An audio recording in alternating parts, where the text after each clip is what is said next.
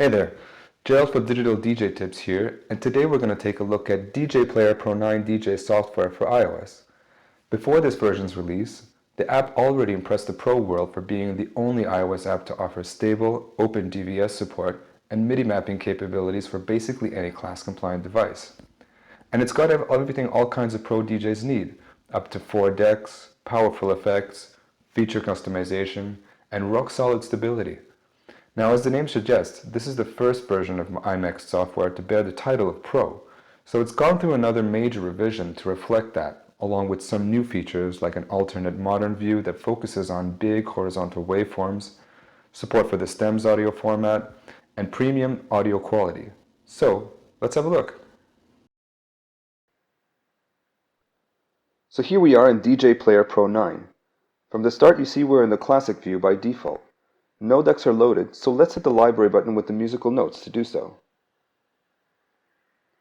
As you can see, everything here is really dead simple.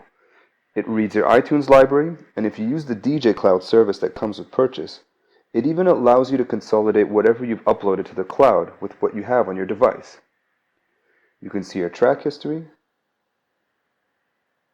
how to sort,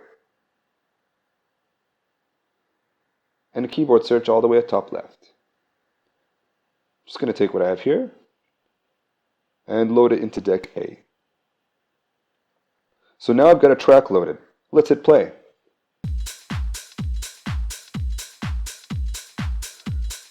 So when you tweak any rotary control, you get a nice big indicator wherever you move.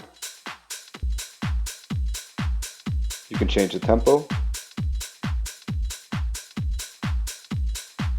loop,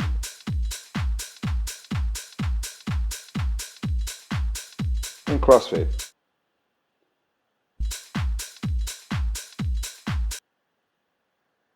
Simple enough, but you might be asking, where's the deck volume or gain? Here's where you need to get acquainted with the shift button all the way at the bottom of the center. Now it does disappear during playback to show the level meters, but magically somehow it's still there.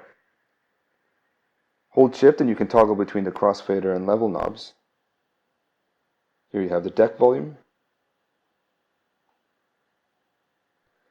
And you'll see the gain at the top of the deck.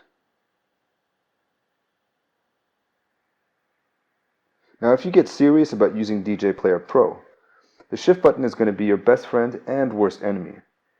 It's not the most user-friendly workflow, but it does make a lot of pro functions readily available. If you hold shift and you look up top, you'll see a menu of different controls to select for each deck. So let's start the track again and take a look at the effects.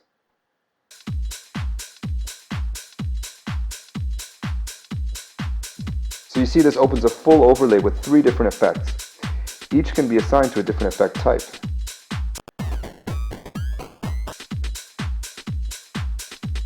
Shift also gives you access to the depth filter and the first 2 assigned effects.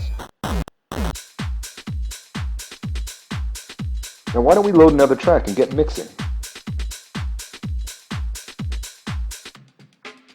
This time we're going to use the keyboard search option.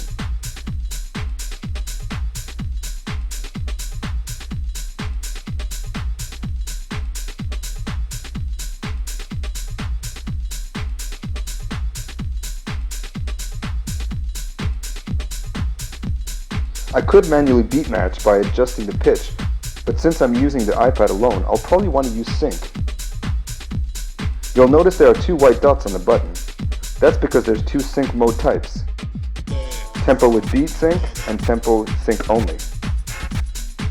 Tempo only doesn't sync beat phase, so it comes in handy when you want to sync a track that you know has some beat rate issues or difficult to phase.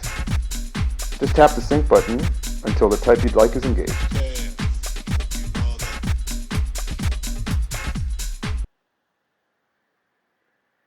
Now as mentioned, DJ Player Pro now supports the stems audio format, so let's load a stems file to take a look.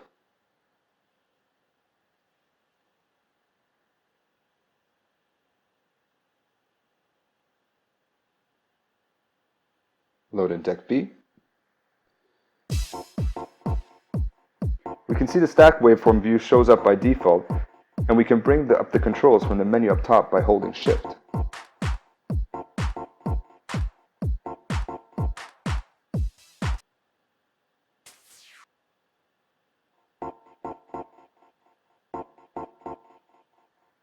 Now I'm starting to feel like these stems look a bit cramped in this view, so let's move on to the modern view.